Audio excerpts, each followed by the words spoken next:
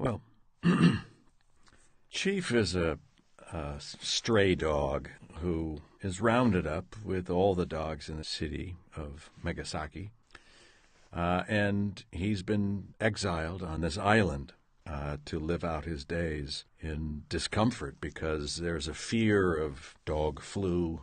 It's not real, but the rhetoric and the propaganda against dogs is believed. So every dog from the city is put on this island called Trash Island. It's the island where they dump all the trash. And symbolic of that is the dogs are treated like garbage. Well, a mascot is someone that gets taken along for the ride.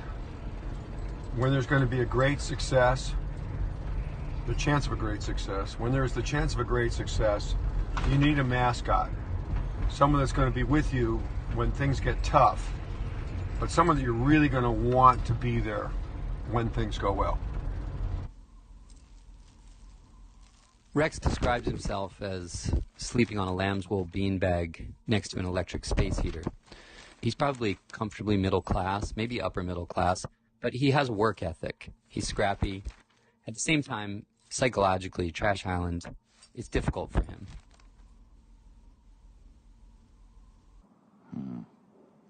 I admired Spots. I thought Spots was a very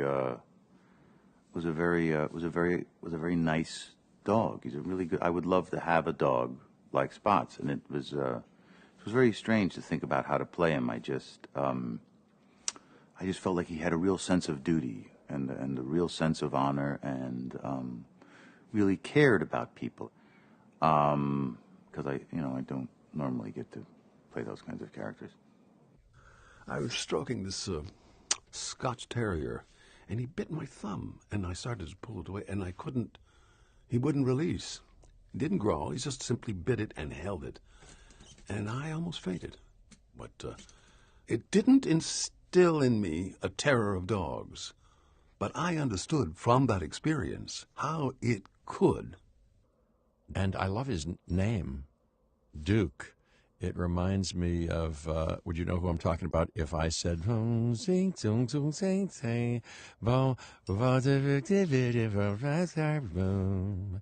you know who I was talking about? Of course, Duke Ellington. That's right, Duke Ellington. What does Nutmeg see in Chief? Sort of a survivor.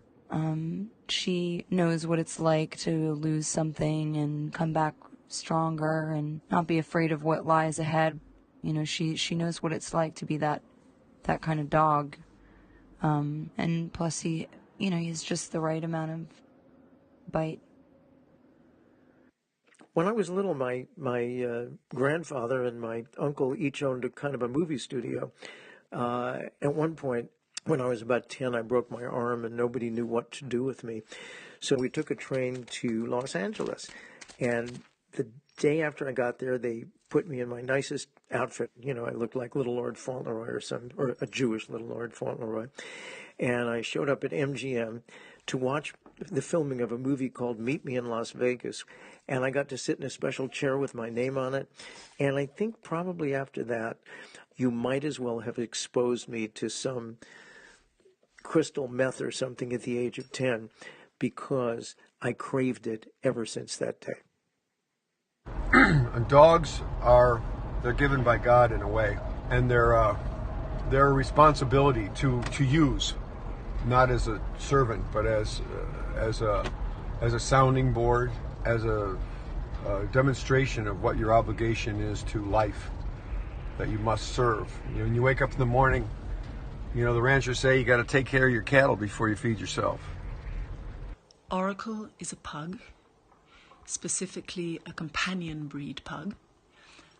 This breed is often described by the Latin phrase multum in parvo, or much in little, or a lot of dog in a small space.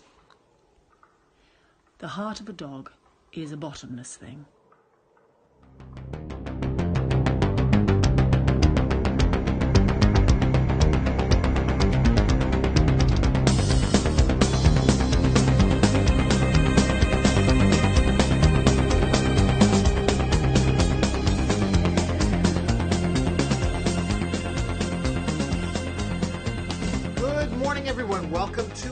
all-new episode of the Chronic Rift podcast. It's April 22nd, 2018. It's your old pal John S. Drew here, and it's mid-April, so we're going to be talking in reviews. Now, at the top of the show, I had a very lengthy, and I'm sure some people are like, when the hell are we getting to the show, set of cast interviews with the folks from the movie, the Wes Anderson movie, Isle of Dogs.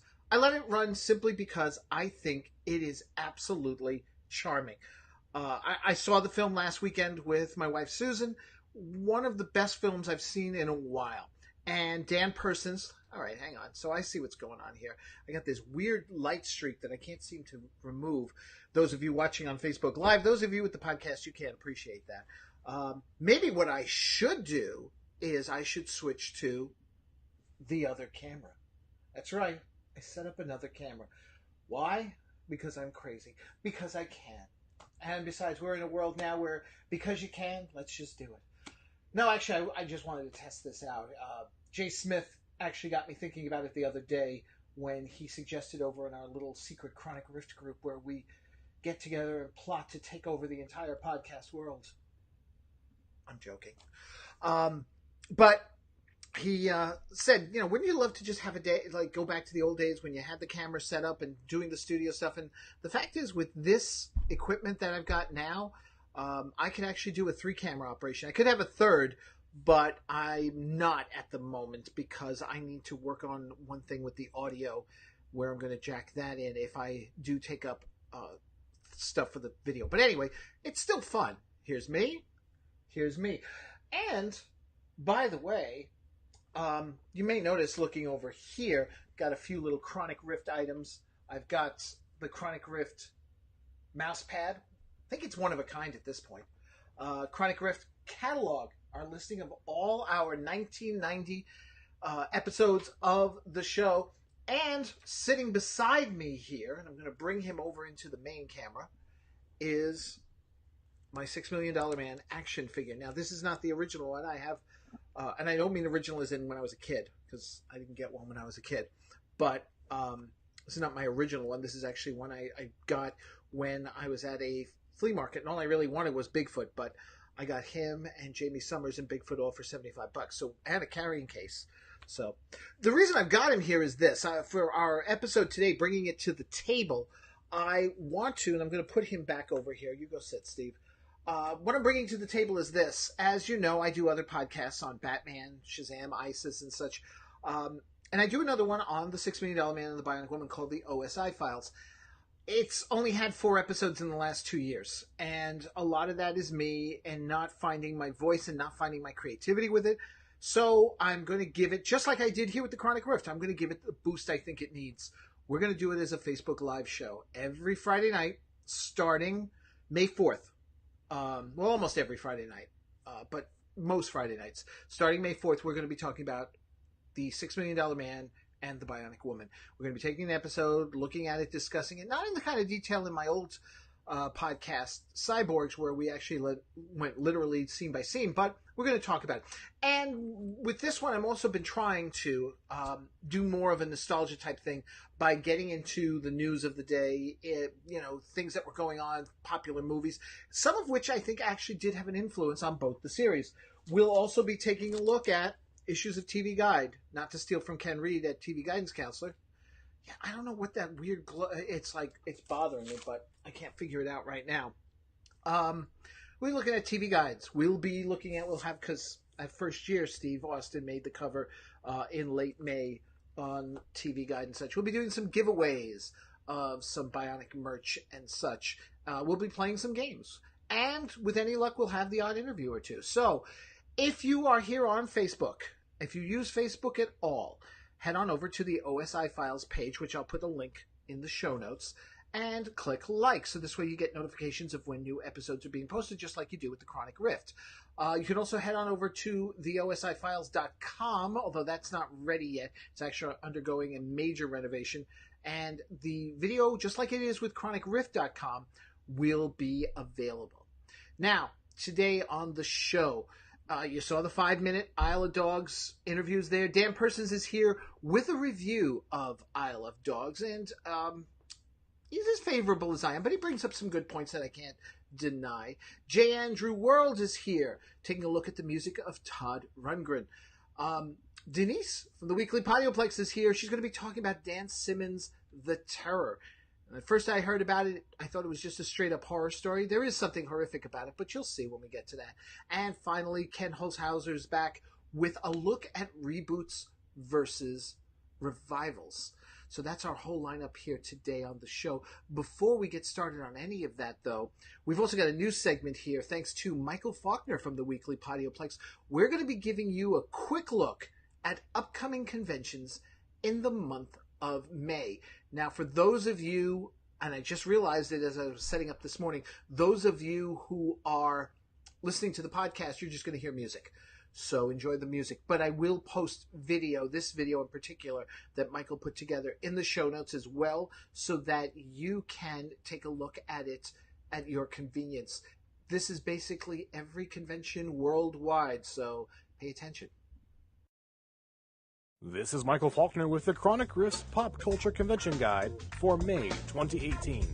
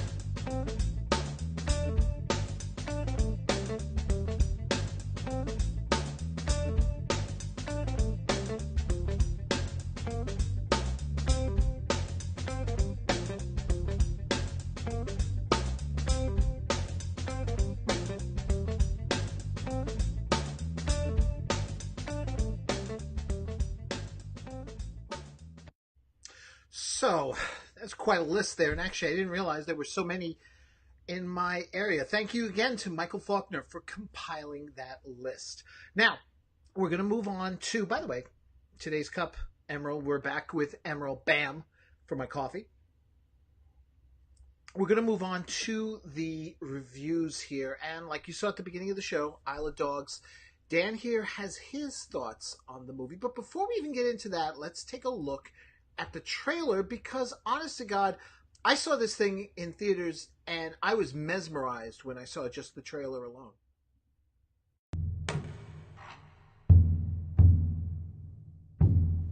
The Japanese archipelago, 20 years in the future.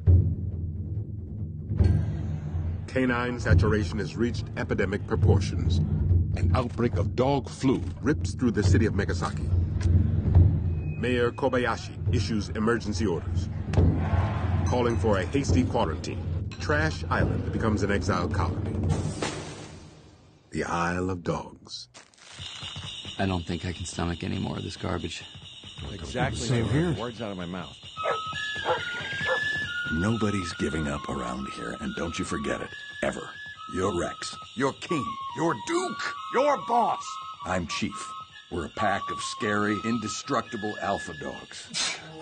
Atari Kobayashi, you heroically hijacked a junior turboprop XJ750 and flew it to the island because of your dog. Darn it. I've got a crush on you. We get the idea. You were looking for your lost dog Spots. Does anybody know him? No. I've lost all of my pride. Spots, if he's alive, may very well be living even at this moment as a captive prisoner. Somebody is up to something. Will you help him? The little pilot. Why should I? Because he's a 12-year-old boy. Dogs love those. We'll find him. Wherever he is, if he's alive, we'll find your dog. It's gonna be a fight!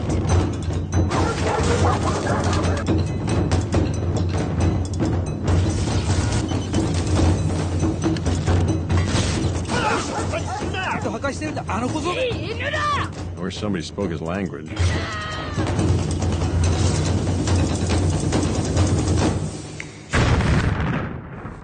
Wow. To the north, a long rickety causeway over a noxious sludge marsh leading to a radioactive landfill polluted by toxic chemical garbage. That's our destination. Great. Got it. Get ready to jump.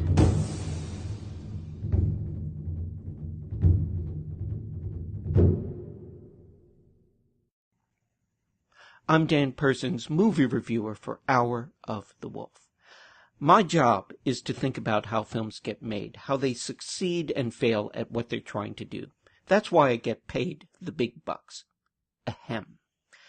That's not your job. As audience member, you need do nothing more than sit back, let the film wash over you, and hopefully enjoy the experience. And then, afterwards, you listen to my review, or you think back on what I said if you heard the review before seeing the film, and you go, that gives me a whole new perspective on what I've seen. Or you go, Dan's full of manure. That's fair as well, as long as it gets you thinking more fully about what you experienced and how you feel about it. My job is done then. In the new Wes Anderson stop-motion animated film Isle of Dogs, in which all the dogs of a large Japanese metropolis, who talk in this film with the voices of, among others, Bryan Cranston, Edward Norton, Scarlett Johansson, and Harvey Keitel, are exiled to a quote-unquote garbage island, and a young boy ventures to that island to search for his beloved pet, there are moments when characters will turn to look into the camera. This happens a lot. Sometimes this is styled as typical behavior, a dog being briefly distracted by some noise or other stimulus. Just as frequently, it's done as an overt breaking of the fourth wall. The effect is the same in either case. The audience becomes aware of the presence of the camera, the nature of film. In one sequence, we watch as an elaborate meal of sushi is prepared.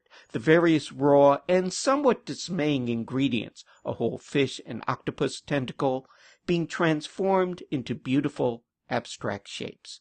The sequence calls attention to the natural being transformed into art, the process further abstracted by the nature of stop-motion animation.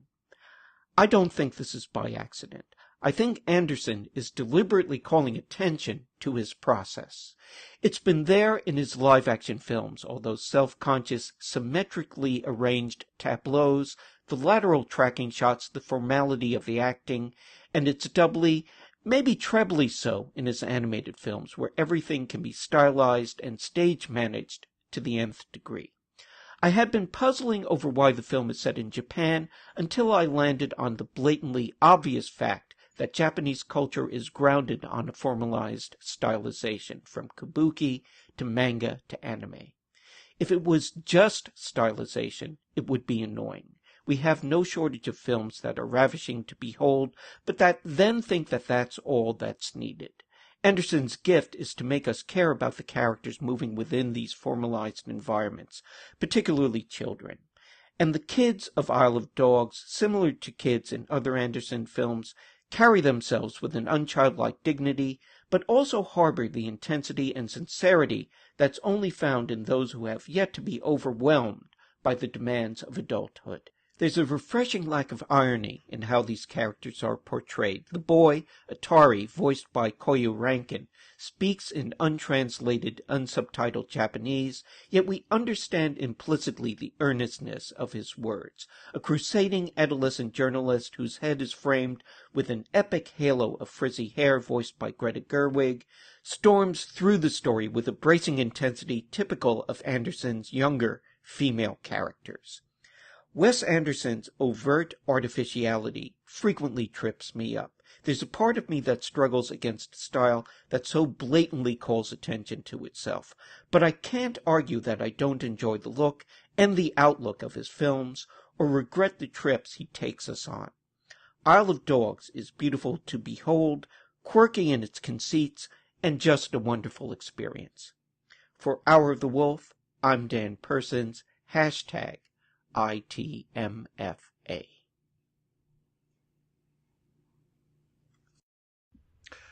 Okay, so let me unpack this a little here, because my wife and I saw it last weekend. I love the film. I know of Wes Anderson. I can't think of another film of his off the top of my head at this moment. I'm sure if Dan were here, he could, prod me in the right direction. I could probably go, oh, because I find it funny that he says artificiality of Anderson. I don't know. I found the whole thing very natural, very moving. I loved the voice work. I loved the animation style that they chose. And I think that's what stood out to me when I saw the trailer months ago. And I just looked at my wife and because most of the time we go to movies and we see the trailers and we're like, no. I mean, there's the obvious ones like the Avengers and stuff that you don't even have to look at the trailer. You're going to go see it. But then there's something like this that comes along and you're like, wow. I mean, wow, this is, I don't know. I just found it beautiful. And he points out the sushi scene, and I agree with him on that. There is something about, I wouldn't even say finding the art, but finding the beauty in even the most ugliest things. Because that, of all the scenes in the movie, was where my wife and I kind of got a little squeamish. Just the idea of just chopping up, and they were live. All the creatures that the artist was working with were alive as he was making them into sushi. Even the whole thing of because if you notice in the pictures and stuff, Atari has a piece of metal sticking out of his head because he was injured when the plane crashed. That wasn't as disturbing as watching the artistic work there. But there was a beauty to the whole thing. And I walked away, and if you listen to the beginning of the episode there, if you watch the interviews with the actors and such, a couple of them were skirting on the idea, and I walked away with it, that this is also, and I don't think it was done intentionally. I don't know how long this movie took to make, but I wouldn't be surprised, though, if in some way this movie is also sort of a statement on our times, in particular our current situation here in this country. I know I'm going to offend some people by saying that, but the whole idea of shutting out something that offends you is different, and just the paranoia that gripped people in the movie to get rid of the dogs was just, it was stunning. It was stunning. It's a fantastic movie. It is still out there. It was #1 at the box office last weekend. This weekend, it's got one last chance, because once Avengers comes on, all bets are off for a #1 film. So make sure you go out and check Isle of Dogs before, I won't say before it's too late, because, also, if you're not into the Avengers and all that other stuff, it's definitely a good movie to go check out. So I thumbs up. Dan and I are on the same page. Let's move on to our music review here. J. Andrew World talking about the music of Todd Rundgren.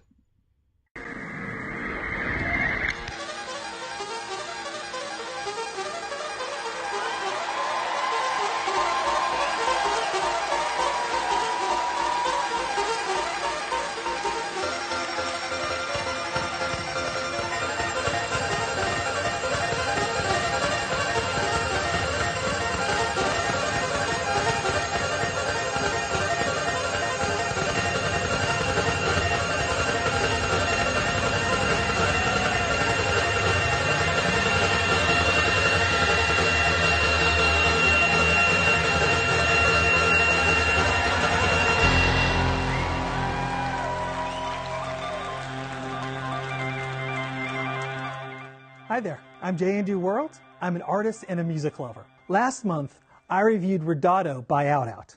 And I always thought it was fun to ask musicians what albums they are listening to.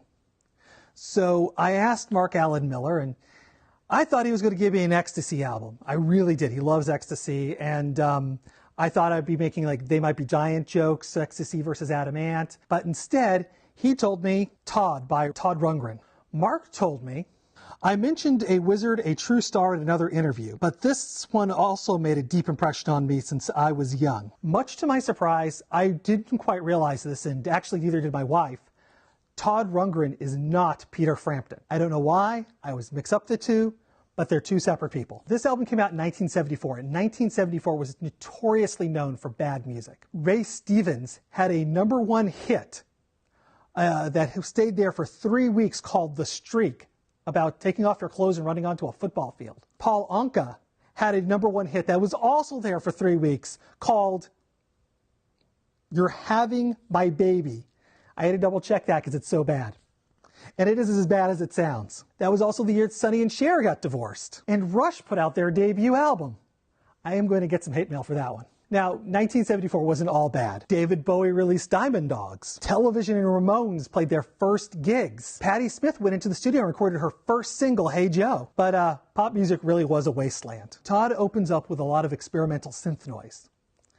It reminded me a lot of David Bowie's album Low, which is my favorite David Bowie album. It leads into a song called I Think You Know. It sounded like a 1974 hit, if you ever heard one. It's got dreamlike synth, though, which kind of sets it apart, but it's done on top of what sounds like could be an Eric Clapton song. It was also covered by Out on the album Swan Dive.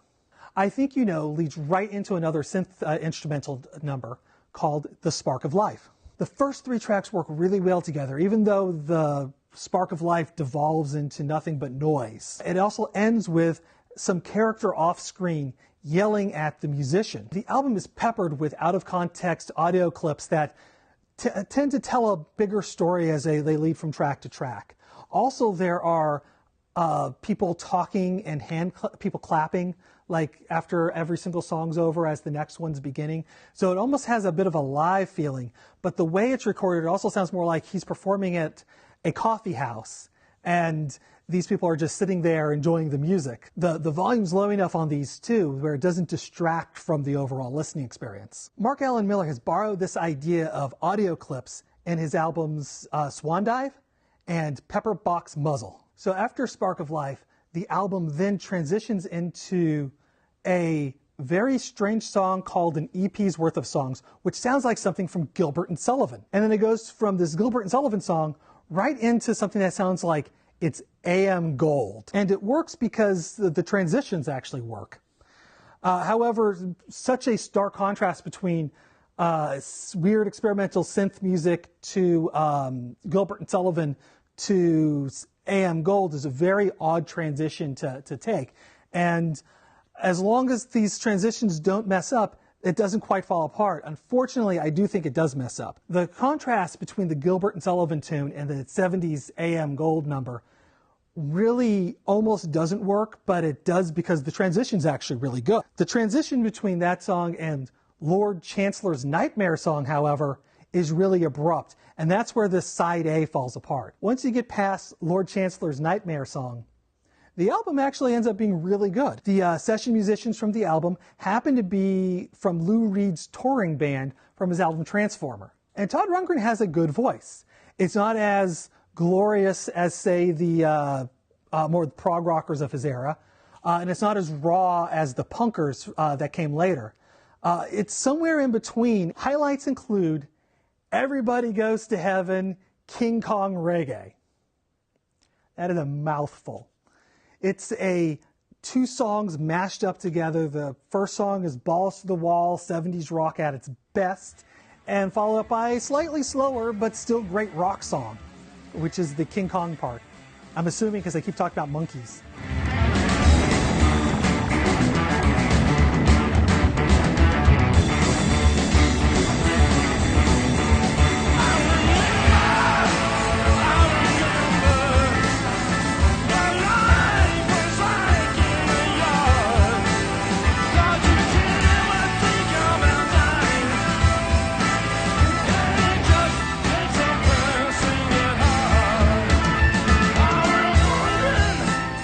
Song that really struck my fancy was Heavy Metal Kids. It's very much proto-punk. It's great because it's that rawness of Rundgren's voice really works well. It's got screaming guitars. It really is a fantastic little song.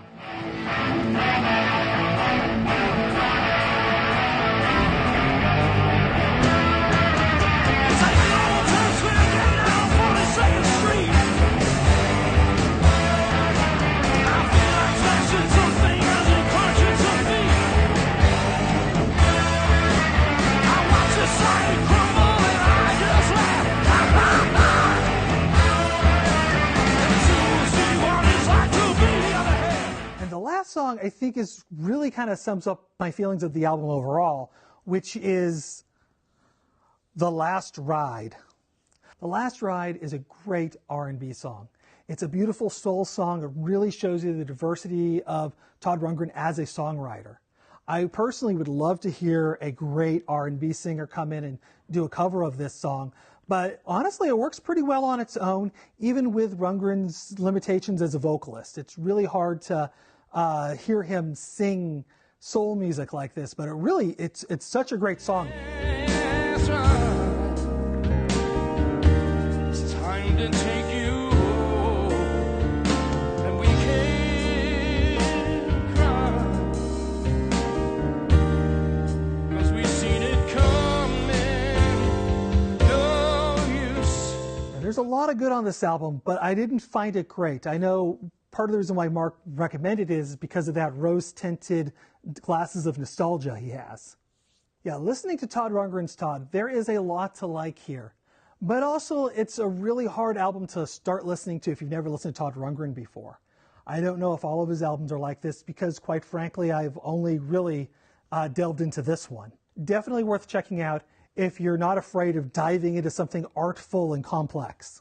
Make sure you check out Chronic Riff's Facebook page, where I'm going to be posting links to a Spotify playlist around the album and Mark Allen Miller's thoughts about this album. Thank you very much.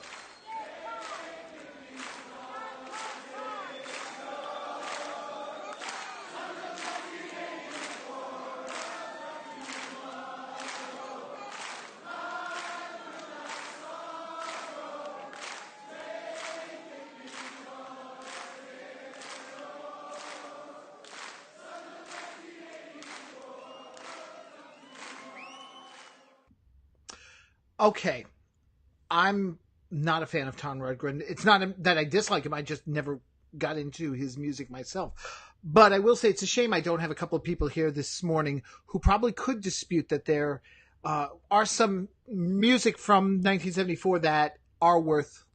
Wow, my subject-verb agreement there did not work. That is worth listening to. I will give you, though, yes, Paul Anka, Having My Baby. And I actually know the next lyric. What a wonderful way to say, I love you. Yeah. Ouch. Good morning, Helene. How are you? Welcome to the podcast. Guys, leave your comments here. That's the whole point of having a Facebook Live. Let me know what you're thinking so that we can also contribute, or you can contribute to the conversation here. All right, we're going to take a quick break, and when we come back, we're going to start wrapping up the here we go. Before we wrap things up, Ken comes on. Todd Rungren is a seriously underrated performer. Okay. I definitely, I'll tell you one thing I did actually enjoy in listening to Jay Andrews' review was that soul song. That definitely is a change of pace for Todd Rungren and the samples that he showed before. I'd like to actually listen to that song. It's in its entirety. What's going on? I'm drinking orange juice because I ran out of coffee. But let's take that quick break. Maybe I can find my voice. We'll be right back.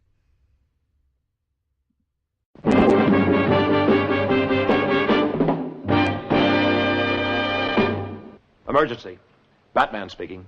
Warning all of you to brace yourselves for big news. The biggest. Tell them, Robin. Holy superlatives, Batman. It's really exciting. Greetings, citizens. Join me, your old bat chum, John S. Drew, on my journey to discover what it is I love about the classic 1966 Batman television series on the Batcave Podcast. Each episode, I'm joined by a guest host as we review the classic television series. There's a new episode every 2 weeks. Same bat time, same bat channel on iTunes, Stitcher Radio, or at thebatcavepodcast.com. Holy memoranda, folks. Make a note not to miss it. Good thinking, Robin.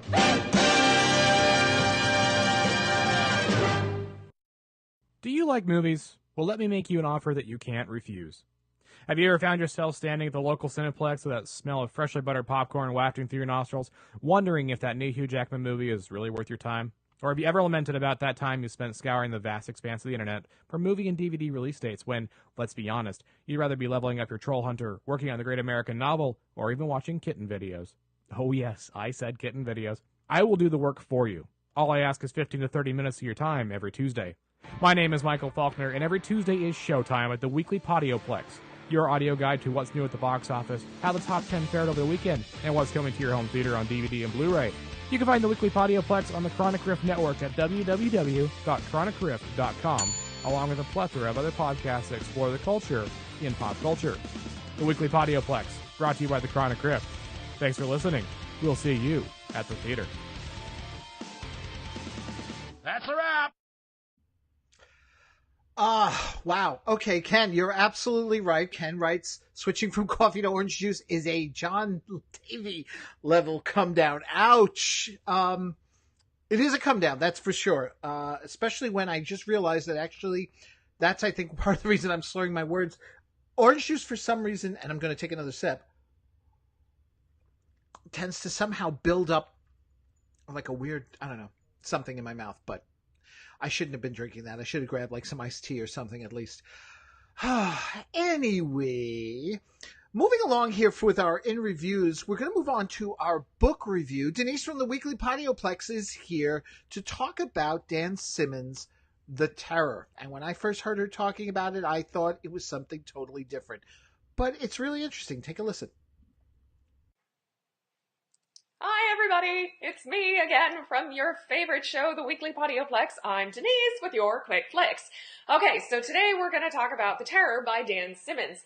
Now, we're going to talk about the book. We're not going to talk about the show because the show is only about 4 episodes deep and I'm about 3 episodes in because I haven't had the time to download the latest one and to watch it. So we're going to talk about the book, which I'm done with.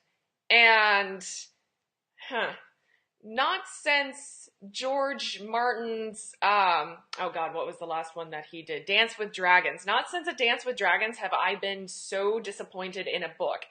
And A Dance with Dragons, I was disappointed in it because he did the Sopranos ending where, oh God, is Jon Snow dead? And I actually threw my book against the wall.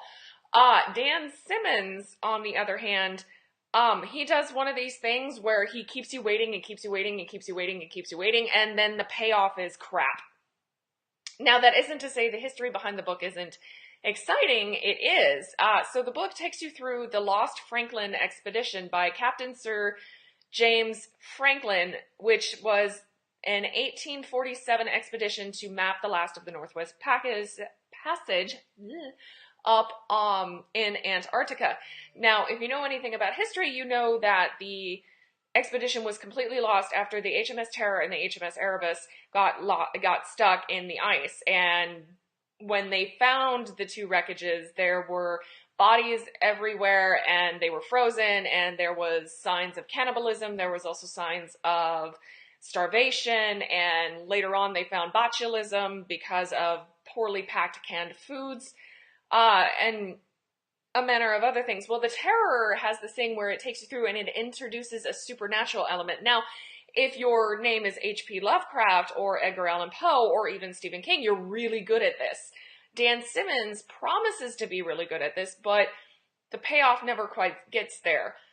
In fact, at the end, they give this explanation to it, and while it's a good explanation and does this thing where it has some environmentalism in it, and it does a few other things, ultimately, it's a terrible payoff. Ultimately, you want to be scared. Ultimately, you want the question of what is this thing, and did it really happen, and oh my God, maybe it actually did happen. You know, you want it to be like Rose Red, where you're not sure if it's real, but it sounds real enough that you give yourself or that the book gives you nightmares at night. This book does not do that. This book takes you through, and it's actually quite ingenious on how it takes you through the start of the expedition and then the end of the expedition, and it details all of the bad decisions made and all of the good decisions that were made but made too late in the game. So in that is interesting, and you have mutiny, and you have the crew, you have the crew members who go against their captain, and you have all of these things which would make a really good drama. However, the way that the book is written, it becomes plotting, and it becomes, okay, well, so I don't really care about these guys. I just want to find out what is attacking these ships. And unfortunately, with the payoff, you don't really get one. You don't get the holy crap. You don't get the, oh my God, this is terrifying. You don't turn the last page and think to yourself, oh God, I'm never going on board a ship ever in my entire life. While I recommend the history behind the book because it's actually quite fascinating, I can't say that I recommend the book in its entirety. It's the narrator that I have is good to listen to, but ultimately I would stick with the show because hopefully the show will do a better job at scaring us. And it's very difficult to fundamentally scare somebody in a book. Stephen King is good at it. H.P. Lovecraft, Edgar Allan Poe, you have that suspense. And I'm sure there are other modern authors who are good at it as well. It's not my usual line of reading. I took a chance. Unfortunately, I was ultimately disappointed, but I did get the history out of it, and that was always fun, going down that Wikipedia hole and seeing what actually happened to the Franklin expedition. So, give the AMC show a chance. Maybe skip the book, and I'll see you guys next time on the Weekly Podioplex. Bye. Okay, all right. I gotta ask this because last time we did this, Denise also contributed a book, and she said she had listened to the book, and that's great because to me, if you can get books into people anyway, I've got students who would prefer to listen to books on tape or CD or whatever than read the book itself. And I'm not saying Denise would prefer. To her, she listens to it, I know, back and forth on her way to work and stuff. My thinking is this, though, and listening to her talk about the Terror and such, and I have to wonder, because I don't listen to a lot of books on tape myself. I don't like being read to. I still have flashbacks to high school when Keith DeCandido would pull out a book and would, start reading from it because he saw something that was cool in the book. And I'm just like, just tell me where it is. Let me read it. It drives me nuts when people read to me. I can't handle it. So here's Denise saying that, because she says my narrator was pretty good. But I have to wonder if sometimes, the enjoyment of a book, when you've got somebody reading it to you and they're doing, it's kind of like a film. You've got a director, you've got somebody pacing it out. And so, whereas when you read yourself, it's your world you're creating. It's your mindset. It's what you get out of it the most. I know you still get something out of the listening. She's got me curious now because I'd like to read the book, if nothing else, just because of the setup and stuff. And I wonder if in the reading you might get something more out of it than someone reading it to you with supplemented music maybe there to add certain swell. We're having this discussion in my media class as well, in terms of, where in our media did the news lose its objectivity? And most people point to Vietnam War. Myself, I'll argue it goes all the way back to, what's it called?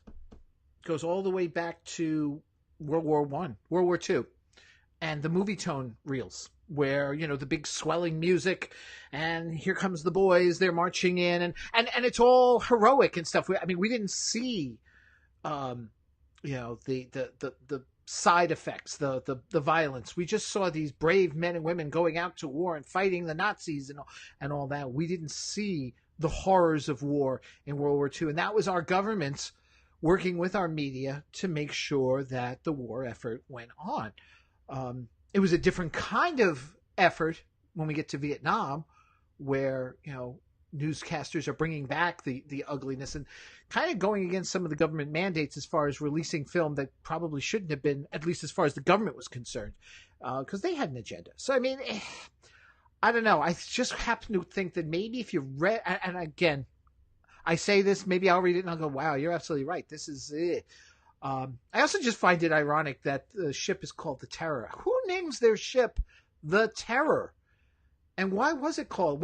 What kind of terror were you trying to instill in people? I don't get that, but I know the name Dan. Why do I know the name Dan Simmons? From what other books of his should I know that name? See, this is the problem when you don't have some people here to bounce off. Anyway, let's wrap things up here. Ken Holtzhouser's back, taking a look at reboots versus revivals, or revivals versus reboots. I'm forgetting how he titled it there, but an interesting little piece that I also have some thoughts on the other side. Today's episode, reboots versus revivals. To paraphrase Dave Chappelle, nostalgia is a hell of a drug. Nowhere is this more evident than in Hollywood, where the high cost of creating event movies has encouraged producers to invest in familiar childhood properties. Not only does this create a vested interest in the property, it achieves half the project's marketing alone just in name recognition. In movies, this has yielded less than successful results. The $5 DVD bins at your local Walmart should be bursting with familiar failures like Chips, Baywatch, and Mighty Morphin Power Rangers. In the face of this, movies have shifted that familiar feeling to projects like Ready Player One, which is weaponized nostalgia. Television, usually taking its cues from the big screen, has entered a period of nostalgia mining as well. These projects tend to fall into two camps: reboots and revivals. Reboots are usually how these projects begin. Remember that thing you loved? Let's make it modern. SWAT, One Day at a Time, Dynasty, Hawaii Five-0, these are all successful reboots on television with The Greatest American Hero and Charmed on deck to come along later. The most recent, and in my opinion, highly successful reboot has been Netflix's Lost in Space, maintaining the sci-fi drama's core of family adventure with a greater emphasis on character development and high-stakes science fiction. Revivals are beginning to catch on with audiences as well. Revivals tend to be, remember that thing you loved? It's just like you left it. Full House, The X-Files, Mystery Science Theater 3000, and Will and Grace are all recent examples, with Mad About You, Home Improvement, and Murphy Brown coming along later. But the most recent, highly publicized revival has been the resurrection of Roseanne. Cop shows and sci-fi adventures tend to be the easiest to reboot, as television's more sophisticated storytelling can enhance concepts without the simpler trappings of the original IP. Sitcoms, particularly family sitcoms, seem the easiest to revive. Family dynamics and comedic characters in sitcoms are designed to adapt to changing situations. Perhaps I'm biased, but I think everyone is chasing the gold standard of television returns, Doctor Who. The 2005 revival/reboot turned a program with a small but dedicated fan base into a global phenomenon. The thing to bear in mind, though, is that Doctor Who is a wholly unique program in that the format is designed to reboot periodically as actors and production teams move on. Revivals, in a more general sense, are built on a returning actor or character, such as getting the entire cast of Roseanne, The X-Files, or Will and Grace to come back. The success or failure is predicated on the show's interaction with the modern world. Roseanne, or even Full House, for example, can put families in a modern world, deal with modern issues, have modern discussions of modern times. The X-Files had a very difficult time adapting its paranoia into a post-9/11 modern surveillance and social media world. Bringing a program back will only work if the show still has something to contribute to the modern zeitgeist. A final word of caution to everyone who complained about the rampant feminism of the new Lost in Space. I suppose Maureen was just supposed to stay inside the spaceship and make space dinner for everyone. Bear in mind, when Home Improvement comes back, the original series was always an indictment of toxic masculinity. So let's preemptively halt the negative social media comments that will undoubtedly follow when Home Improvement comes back to your television screens. The world has changed. Attitudes shouldn't be rebooted, just television. Okay, first off, there's an irony here because a number of the revivals that have come out, I shouldn't say a couple of the revivals that have come out, I actually like revivals. I'm enjoying Full House on Netflix, and surprisingly, I liked Roseanne. I never was a big fan. I'm not a big fan now, even more so, of the woman herself, but I was never a fan of hers back in the 90s. I didn't get what everybody was going on about how wonderful that show was. I thought it was trashy, but that was me. Watching this new version, though, and I did it out of morbid curiosity because of the whole Trump thing, which, by the way, it was just that first episode. It hasn't really reared its head, at least in the second episode it didn't. I haven't caught up yet with the other episodes, but I plan to. It actually wasn't bad. And knowing that Sarah Gilbert is one of the executive producers on the show has a lot to do with that. And I think she should be given kudos for being able to find the balance. Because some people just don't want to have a conversation at all if you're a Trump supporter. And that's a shame, too, because that's what got us into this mess in the first place. If you really want to talk about it, that's what got us into this mess in the first place, because nobody wanted to listen to them. But, yeah, America forgot how high maintenance Roseanne herself was, according to Ken, and only remembered enjoying the show. Yeah, I can agree with that. I think who knows, maybe though maybe some of it then, as is now, is that people enjoyed the train wreck that was Roseanne Barr and tune in to see it as well. But I did like the show. I mean, I don't care for the other revivals. I don't care. I was never that big an X-Files fan. I actually gave up after the first couple of seasons because, frankly, the truth never really came to bear, at least as far as I was concerned. I never was a big Will and Grace fan. I catch episodes here and there. It's a cute show. It just never held my attention long enough. But when it comes to these revivals, but reboots, most of them just never hit the mark, as far as I'm concerned. Hawaii Five-0 has turned into a joke. My wife and I stopped watching it after a couple of seasons because you could predictably tell when it was time for the bad guys to run. I mean, we would Dano or whatever would call out to the bad guy, and my wife and I simultaneously would go, "Run!" And off they'd run, and then we'd get a chase scene. It's such a predictable show. many of the other reboots are along that line. Knight Rider, sadly, never found its footing, although it had its moments. Bionic Woman, good Lord, what a disaster that was. The only one, and I agree with Ken, Lost in Space. Lost in Space is fantastic. And we're going to be talking about it here on the Rift in a couple of weeks. We're giving it a little more, time to, for people just to sort of watch it. Myself, I'm actually only 7 of the 10 episodes in, so I've still got a few more to go. And I'll probably watch it again one more time by myself. I'm watching it with my wife. We're having a great time with it, though. Definitely one of the better reboots. The nice thing about it, and this could have been a double-edged sword, it could have been a curse on it, the folks running the show, in particular one person who's Kevin Burns, he's basically the holder of the property, or at least guiding it and such. But the thing is that, he gets it. He knows that he can't revive what was, but he can still take the germ of what was and infuse it with modern day ideas. And that was where Bionic Woman failed. That is where Knight Rider failed. They forgot. And by the time with Knight Rider, by the time they realized it, it was too late. People had already moved on, because they did try to make him become more like the old show, but at the same time with a modern sensibility. But it was way too late for that show. I think it's still just a sad statement, though, in general, that we need to go back to the well, because that seems to be the way to sort of generate viewers. Mind you, it worked with Roseanne, 24.5 million or 23.5 million for its first night between the first two episodes that it ran. And even though there was a dip, it's still pulling numbers that these days, when you consider they go, woo, success, 9 million people watch, they consider that a success on network television. I think they're still pulling like 18 million. So, you know what? Good for them. Good for them.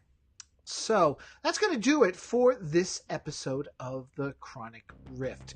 Guys, tune in next week. We're going to be talking about Blake 7. It's the 40th anniversary of the British cult television series. If you've never watched it, let me tell you, you want to talk about reboots, revivals? Not revivals. This has got to get a reboot.